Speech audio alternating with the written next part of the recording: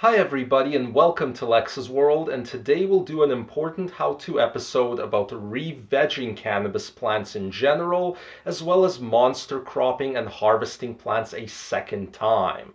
Oh yes, it can all be done, and don't confuse monster cropping with super cropping, the high-stress training technique. This episode will air on YouTube after August is done just because it's such a fundamental topic, but if you're watching it early on an off-YouTube platform, then good for you, I really appreciate it. Also, a big thank you to growweedeasy.com for having great reference pictures for some of this stuff for me to show you, because otherwise quality pictures for re-vegging are kinda hard to come by. So, a lot of folks ask me if moving a plant out of flowering phase and back into vegetative phase is a thing, and it sure is, but I generally do not recommend it because it's an ultra high stress experience for the plants, which not all plants even survive, and it's also pretty time consuming. But under certain circumstances, you may find you gotta do it, and I just want you to know that you can. First is, of course, accidental re-vegging, as often happens when a plant in flowering experiences problems with light timing due to a broken timer or light leaks into a room. Plants can accidentally re-veg fairly easily, which is why making sure on occasion that your timers are actually working is so worthwhile. There's also accidental re-vegging that can happen if you take an indoor plant in flowering outdoors too early while the days are too long. The most obvious sign that your plant is re-vegging is a stoppage of bud development and strange growth, including, most commonly, rounded leaves popping out instead of serrated ones like the ones you're used to. It's a result of the freak out of a plant so suddenly going from bud production back to leaf production.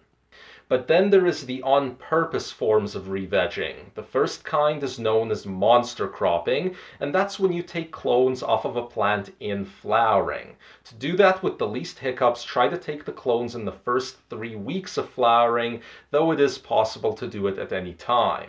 All you do is take clones like normal, except instead of taking them off of new growth, which is probably covered in bigger buds anyway, you're going to take them from near the bottom of the plant where you might have some small buds happening.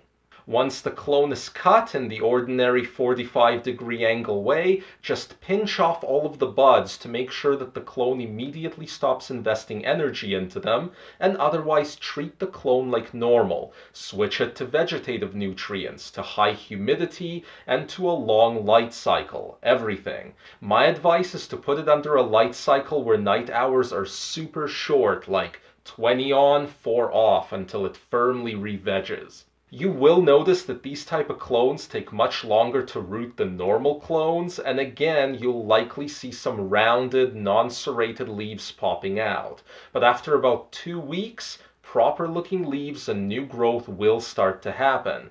Monster-cropped clones tend to become super bushy and branchy, which a lot of people really like, though in my experience, monster-cropped clones are also not the best yielders versus the same plants non-monster-cropped. Another reason why this is all generally not recommended, and by the way, if you're not really following me on this cloning stuff and you want to see my full tutorial on normal cloning, I'll link to it down in the video description.